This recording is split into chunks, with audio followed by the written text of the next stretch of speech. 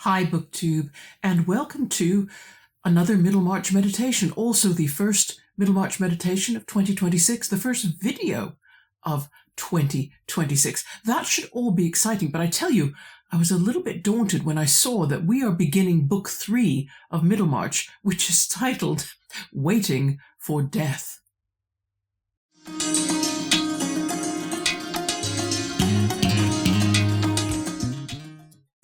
And I want to mention I have gained a number of new subscribers thanks to Matt at Callison Books doing a little shout out to me, which I was so grateful for. Thank you, Matt.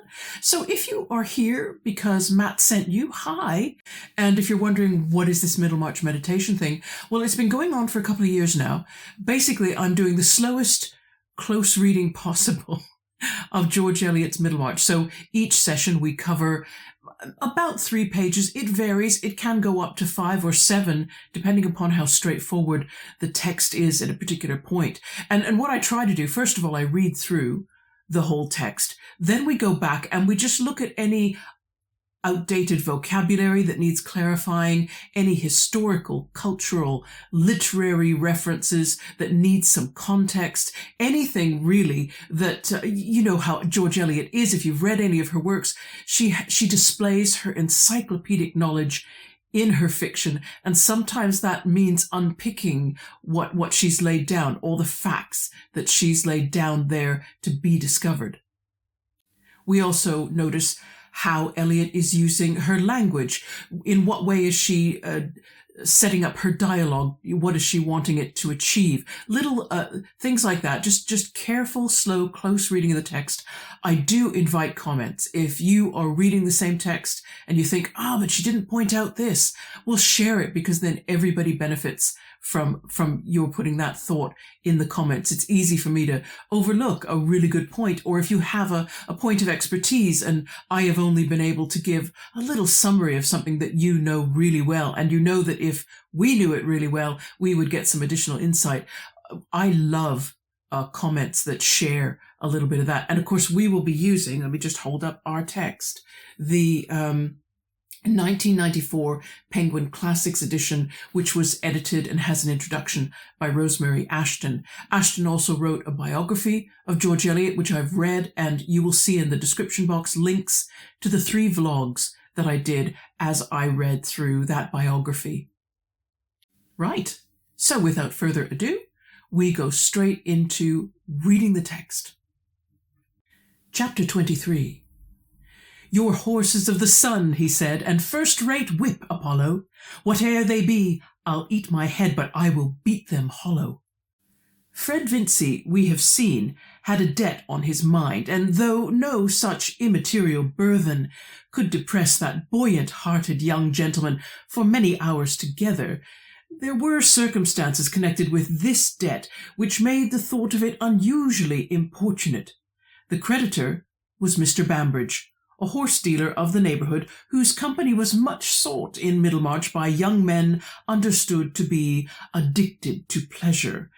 During the vacations, Fred had naturally required more amusements than he had ready money for, and Mr. Bambridge had been accommodating enough not only to trust him for the hire of horses and the accidental expense of ruining a fine hunter, but also to make a small advance by which he might be able to meet some losses at billiards. The total debt was £160. Bambridge was in no alarm about his money, being sure that young Vincey had backers, but he had required something to show for it, and Fred had at first given a bill with his own signature. 3 months later, he had renewed this bill with the signature of Caleb Garth. On both occasions, Fred had felt confident that he should meet the bill himself, having ample funds at disposal in his own hopefulness. You will hardly demand that his confidence should have a basis in external facts. Such confidence, we know, is something less coarse and materialistic. It is a comfortable disposition, leading us to expect that the wisdom of Providence, or the folly of our friends, the mysteries of luck, or the still greater mystery of our high individual value in the universe, will bring about agreeable issues, such as are consistent with our good taste in costume, our general preference for the best style of thing. Fred felt sure that he should have a present from his uncle, that he should have a run of luck, that by dint of swapping he should gradually metamorphose a horse worth £40 into a horse that would fetch 100 at any moment, judgment being always equivalent to an unspecified sum in hard cash. And in any case, even supposing negations which only a morbid distrust could imagine, Fred had always, at that time, his father's pocket as a last resource, so that his assets of hopefulness had a sort of gorgeous superfluity about them. Of what might be the capacity of his father's pocket, Fred had only a vague notion. Was not trade elastic, and would not the deficiencies of one year be made up for by the surplus of another? The Vinceys lived in an easy, profuse way, not with any new ostentation, but according to the family habits and traditions, so that the children had no standard of economy, and the elder ones retained some of their infantine notion that their father might pay for anything if he would. Mr. Vincey himself had expensive Middlemarch habits, spent money on coursing, on his cellar, and on dinner-giving, while Mamma had those running accounts with tradespeople which give a cheerful sense of getting everything one wants without any question of payment. But it was in the nature of fathers, Fred knew, to bully one about expenses. There was always a little storm over his extravagance if he had to disclose a debt, and Fred disliked bad weather within doors. He was too filial to be disrespectful to his father, and he bore the thunder with the certainty that it was transient, but in the meantime it was disagreeable to see his mother cry, and also to be obliged to look sulky instead of having fun, for Fred was so good-tempered that if he looked glum under scolding, it was chiefly for propriety's sake. The easier course, plainly, was to renew the bill with a friend's signature. Why not? With the superfluous securities of hope at his command, there was no reason why he should not have increased other people's liabilities to any extent, but for the fact that men whose names were good for anything were usually pessimists, indisposed to believe that the universal order of things would necessarily be agreeable to an agreeable young gentleman. With a favour to ask, we review our list of friends, do justice to their more amiable qualities, forgive their little offences, and concerning each in turn, try to arrive at the conclusion that he will be eager to oblige us, our own eagerness to be obliged being as communicable as other warmth. Still, there is always a certain number who are dismissed as but moderately eager until the others have refused, and it happened that Fred checked off all his friends but one, on the ground that applying to them would be disagreeable, being implicitly convinced that he, at least, whatever might be maintained about mankind generally, he had a right to be free from anything disagreeable, that he should ever fall into a thoroughly unpleasant position, wear trousers shrunk with washing, eat cold mutton, have to walk for want of a horse, or to duck under in any sort of way, was an absurdity irreconcilable with those cheerful intuitions implanted in him by nature. And Fred winced under the idea of being looked down upon as wanting funds for small debts. Thus it came to pass that the friend whom he chose to apply to was at once the poorest and the kindest, namely Caleb Garth. The Garths were very fond of Fred, as he was of them, for when he and Rosamond were little ones, and the Garths were better off, the slight connection between the two families through Mr. Featherstone's double marriage, the first to Mr. Garth's sister, and the second to Mrs. Vincey's, had led to an acquaintance which was carried on between the children rather than the parents. The children drank tea together out of their toy teacups, and spent whole days together in play. Mary was a little hoyden, and Fred, at 6 years old, thought her the nicest girl in the world, making her his wife with a brass ring, which he had cut from an umbrella. Through all the stages of his education, he had kept his affection for the Garths and his habit of going to their house as a second home, though any intercourse between them and the elders of his family had long ceased. Even when Caleb Garth was prosperous, the Vinceys were on condescending terms with them and his wife, for there were nice distinctions of rank in Middlemarch, and though old manufacturers could not any more than dukes be connected with none but equals, they were conscious of an inherent social superiority which was defined with great nicety in practice, though hardly expressible theoretically. Since then, Mr. Garth had failed in the building business, which he had unfortunately added to his other avocations of surveyor, valuer, and agent, had conducted that business for a time entirely for the benefit of his assignees, and had been living narrowly, exerting himself to the utmost that he might, after all, pay 20 shillings in the pound.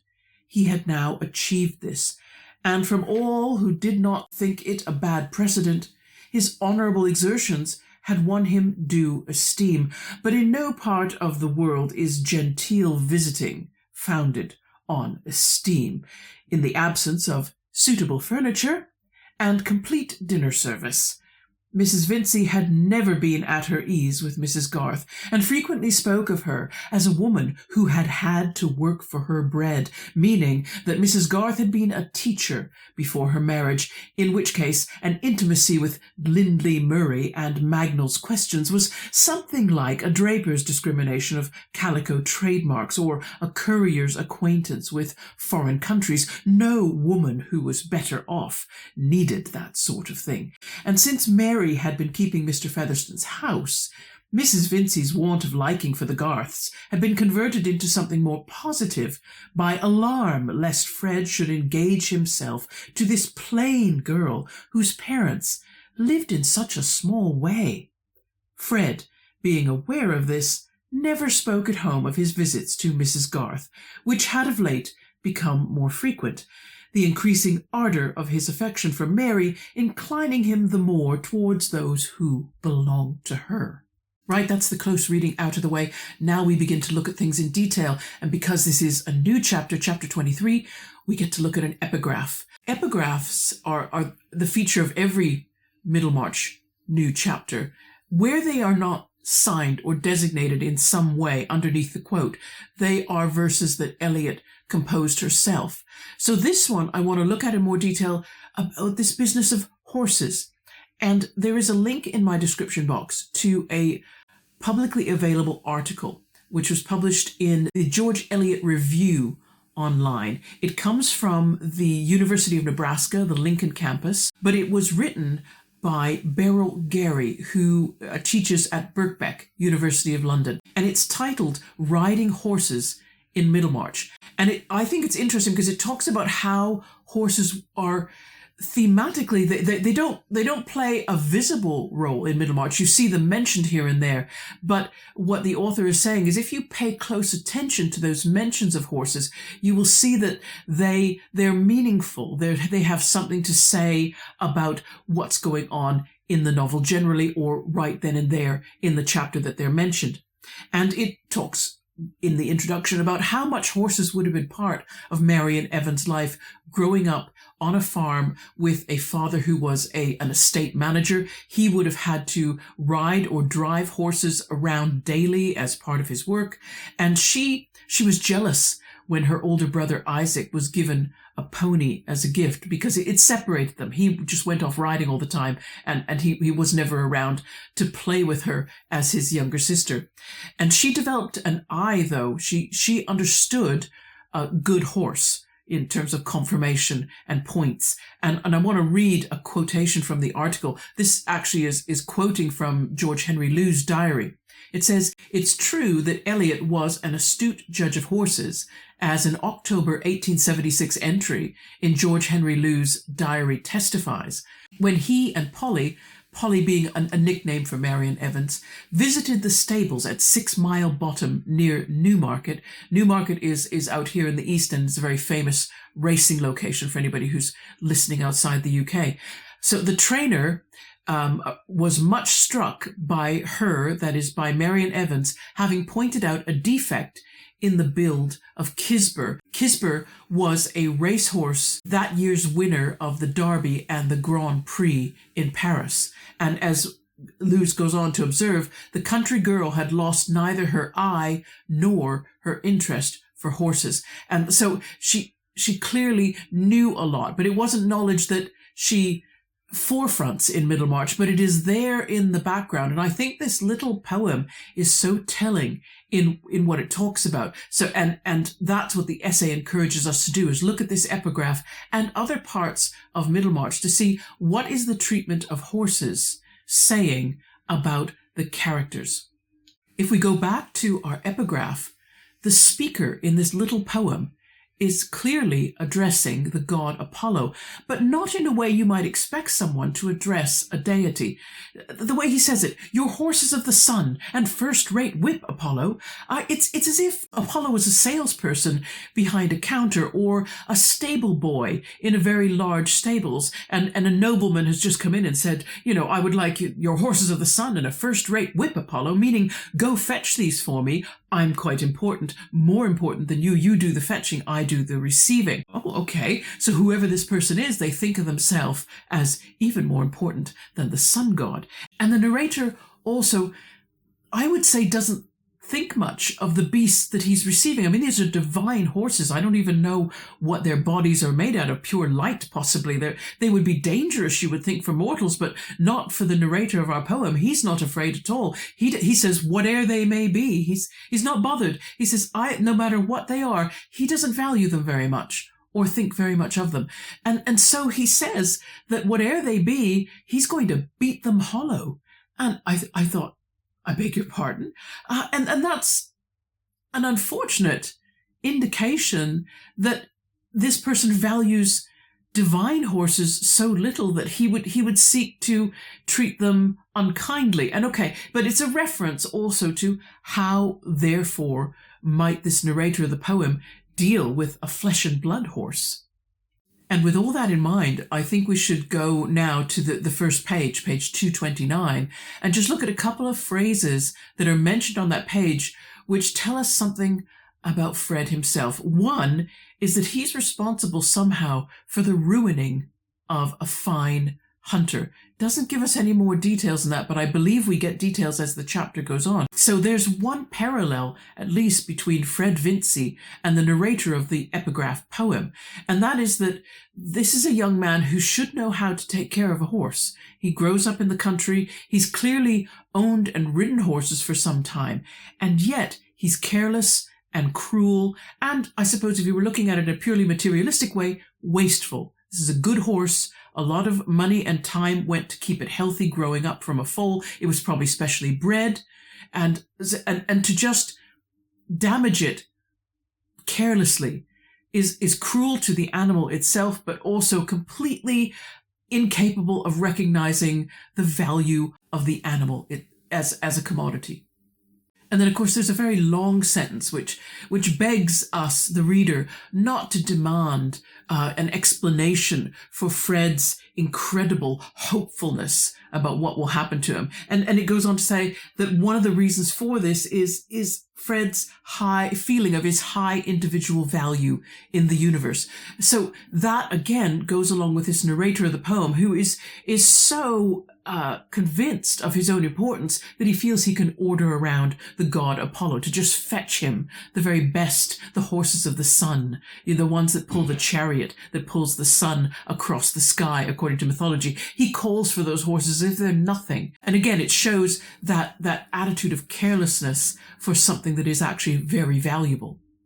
But that now being dealt with, I want to go back because there's something at the very beginning of this chapter which I think needs explaining, a cultural reference, and that was about this bill that Fred Vincy raises with his own signature. What is that? and then he renews it again with another signature. What is going on? Well, what George Eliot is speaking of here is a promissory note. Now, promissory notes were a way that a person could confirm that they'd made a promise to pay money to another person. As it was an IOU, but it had the law behind it. In the 18th and 19th centuries, there were two main forms of promissory note. There were notes that were payable to a named person by a specific date, and then there were notes that you could give out which were payable to the bearer on demand. That is, you could give the person a note and say, yes, I will pay you £200 whenever you come and present me with this note again. So I think the bill that Fred has created is the former one. It's a note saying this debt will be payable to a named person, and then gives a date by which the debt will be paid. That makes sense, because that would explain why Fred then renews that note after 3 months and goes looking for an additional signature on that note. Because if you have already had 3 months of credit, 3 months' time to pay off a debt of £160, and you are not ready to pay it, then what you need to do is renew the promissory note, but you probably need somebody else's backing in order to get that additional credit. And I'm going to put up on screen here a picture of a late 18th century promissory note. It's going to be very difficult to read the handwriting, so I will read it. It's signed by a J. Bentnick, and it's dated 11th of April, 1774, and it reads, I promise to pay Richard Hoare, Esquire, or order, 4 months after date, £400 for value received at 4%, J. Bentnick. So that is saying, after 4 months, I must pay Richard Hoare £400.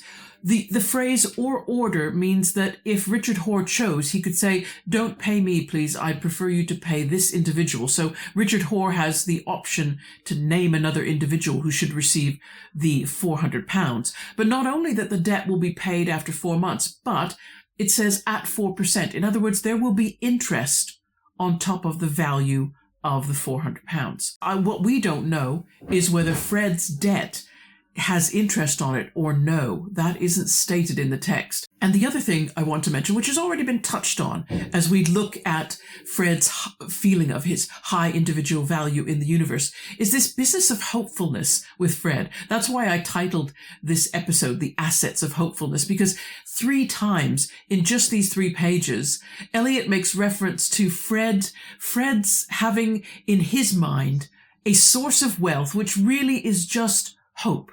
It isn't money in a bank. It isn't an asset that actually can be turned into cash. It's almost like, for those of you who work in finance, it's almost like goodwill. Not really, because goodwill is still something that you've earned over time by gaining a reputation as a business. Fred doesn't really have any goodwill. He's just hopeful. There's promises or indications that have been made to him that he thinks will become wealth. He's very hopeful about that. And he's treating that as being a little bit more certain than just hope. It's gained almost a solidity in itself. He's almost as if he did have cash in bank or something quite more reliable than that as an asset. And this lovely hopefulness, this radiant hopefulness, is only ever clouded over when Fred thinks about the people that he might approach, the friends that he might approach to countersign this renewed bill, this renewed promissory note. But he knows that these are men who, that their names, if their names are good, people would trust those names if he could get their signature. But he knows they're also pessimists, and that they don't go with this business of hope being anything like an asset. They want something more solid behind them. He knows he can't go to them because they'll make things a little unpleasant for him. And we can see also repeated in this text how much Fred likes to avoid unpleasantness of any kind. He doesn't like conflict. He doesn't even like to have to appear a little sad or down because he has disappointed his parents. Even though his mother is crying, his father is telling him, I need better behavior from you. All Fred really worries about is, oh, now I have to walk around the house looking like I care. when he doesn't. He's a man that lives on this strange cloud above day-to-day life below. And he really struggles to have to go down to that ground level where things do get unpleasant. And there's more examples of that. You remember he talked about if things got really bad, for example, if he had to wear trousers that had shrunk with washing, I mean, or if he had to walk instead of ride a horse. He sees these things as just, that would just be the worst of the worst. We might be thinking that's really not such a great hardship, but for him, this is just absolutely awful. He has to live at a certain level all the time. And this level is that he lives at, his ability to keep on living it is really sustained by hope and by the funds of his father's pocket, which he mentions a couple of times as well. And on page 231, Fred also uses an idiom that is out of date. We no longer use anymore. He talked about duck under. Let me just read it again with the sentence so that you can hear it as part of that sentence. So he said that he should ever fall into a thoroughly unpleasant position, wear trousers shrunk with washing, eat cold mutton, have to walk for want of a horse, or to duck under in any sort of way. What is this duck under? We understand, English speakers, the word duck meaning you sort of you make your body go lower quickly, probably in order to avoid something or to get underneath something. And there is a sense of that. What I'm quoting from now is the 1811 Dictionary of the Vulgar Tongue by Francis Grose, which was a glossary of everyday terms used by working men and others. So you got a sense of everyday slang and idiom. And he doesn't define duck under, but he does define duck in a way that we no longer use it today. At least I haven't heard of it.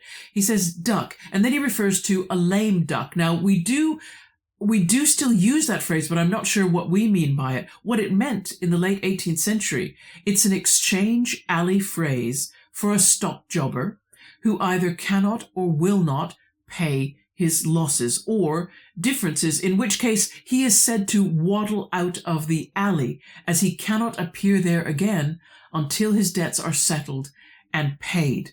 Now that's interesting. Now the exchange alley phrase for a stock jobber, I'm not sure what exactly it's talking about there, but I imagine, because Fred does do a little gambling, I imagine that a lame duck might also be used as an idiom to apply to anyone whose gambling debts reach a point where it's kind of embarrassing for him to continue to get together with those that he gambles with because he owes money and he hasn't paid it. So it makes things awkward. It means that he has to duck under, and that I think might be what Fred means. He doesn't like being in a situation where he can't just always be debt-free and happy, because of course it's socially awkward to have a debt that you owe to a friend.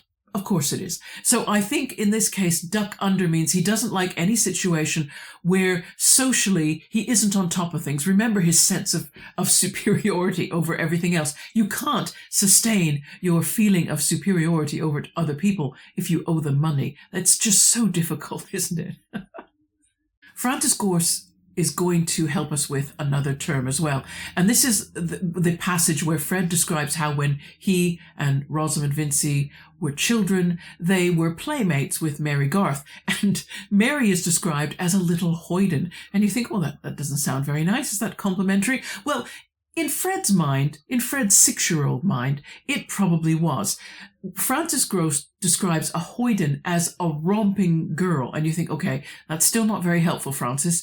What do you mean by romping? So I had to look up romp, which was used to describe a forward, wanton girl, a tomrig. And again, tomrig isn't defined, nor is wanton, but tomboy is defined in his dictionary as a romping girl. And then he goes on to say, who prefers the amusement used by boys to those of her own sex. So now we're beginning to get to the meaning of a hoyden. A hoyden is a girl who's comfortable in the company of boys and enjoys their more rambunctious and vigorous activities. She's not a sit at home and sew type with the other little girls. So that was Mary. Mary was probably happy outdoors, happy with more active play, maybe happy getting a little dirty. Maybe that didn't trouble her at all. And I'm reminded now of Maggie Tulliver in The Mill on the Floss. She also was a little hoyden. She preferred to be outdoors. Remember how she was contrasted? If you read The Mill on the Floss, she's so contrasted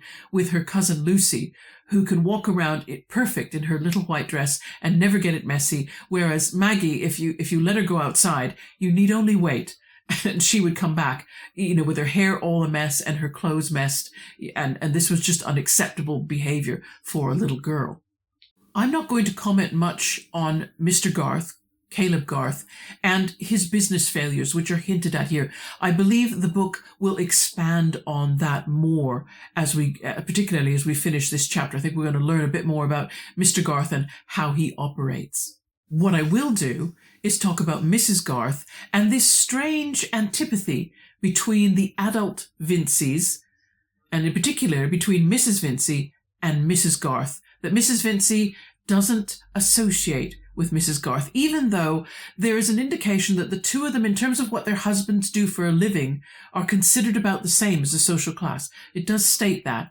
And yet it points out that within Middlemarch, things get a little bit more fine-tuned than that. It isn't just that you're roughly in the same social class in terms of your husband's occupation. There were all these little niceties, how you behaved. And one of the little niceties which Mrs. Vincey sort of hangs on to rather tightly is the fact that Mrs. Garth, before she was married, had to work. And I've mentioned this before in earlier meditations, that this was a big deal.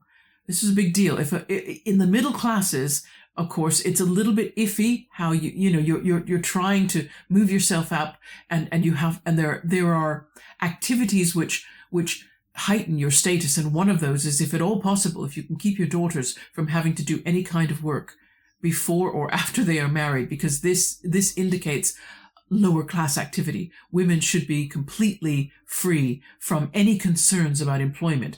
And so Mrs. Vincey's worry is that Mrs. Garth knows things, and of course they mention two names, so there's two references that we need to unpick. Lindley Murray is mentioned, Mrs. Garth knowing Lindley Murray. In 1795, Lindley Murray was an American lawyer, actually, but he published a work on English grammar, and it became the definitive book on that subject during the 19th century, including in England, and was used in schools. So it basically is saying, well, Mrs. Garth would have been familiar with Lindley Murray's work because she would have been reviewing it and using it in lessons, and also Magnall's Questions. Now, you must see this book. Magnall's Questions. Are going to put some slides on screen now. Mrs. Richmal Magnall published a book in 1800 called Historical and Miscellaneous Questions, and you're seeing now the inside cover, the illustrations, but now I'm going to show you a sample page, because this is what the text looks like throughout this book. You can see it in the public domain. I will give you a link so you can page through this book and you can look at this. Literally, there are no paragraph breaks. There's just solid text, single-spaced, dense, page after page after page after page. And it all reads the way you can see here on screen. It all reads in terms of a series of questions and answers. Question, answer, question, answer, moving through different topics. And what I fear is that this book was probably used, children probably had to commit some of this to memory, maybe large passages of it so they could be quizzed on it and they could answer word perfectly, or they probably used pages of it to copy into their exercise books as exercises in penmanship as well as an aid to their memory. It looks like a really good way to make children hate school, and in particular, I'd say, hate history.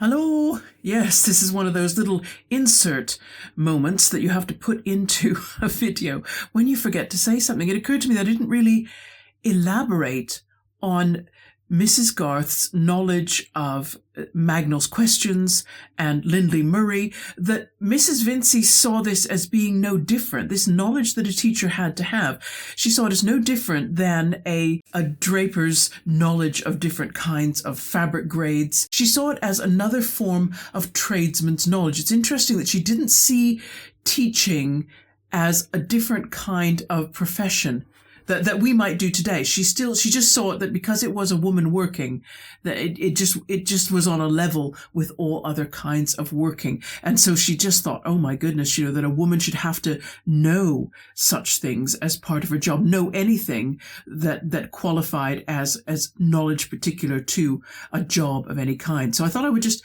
add that all this underlines the Vincey's way of distinguishing between who at the same level of them in class terms is nevertheless not quite as good for these particular reasons that they cite. So that's all we're going to cover in this meditation. I'm keeping it quite short because there were a lot of references there, but there's also a lot of stuff in the description box, so please do check it out. A lot of things that will add even more depth to these pages. And then we're going to go on and look at, okay, what happens when Fred goes and visits Caleb Garth, and then also what happens to poor Caleb when he admits to having countersigned this renewed promissory note. So until then, everybody, good reading until I see you next time. For those who are new, I tend to do 2 Middlemarch meditations per month, and they were coming in the 3rd and 4th Sundays of every month. It seems to be now I'm ending up being more like the 4th Sunday in one month and the 1st Sunday in the next. I think it still works out. It's just these are more work to prepare for, to film, to edit. So sometimes I just don't get the time that I need to finish them off, and so they have to wait another week. But you'll find that it's still pretty regular that you get about 2 of them a month. So take care, everybody. Bye-bye.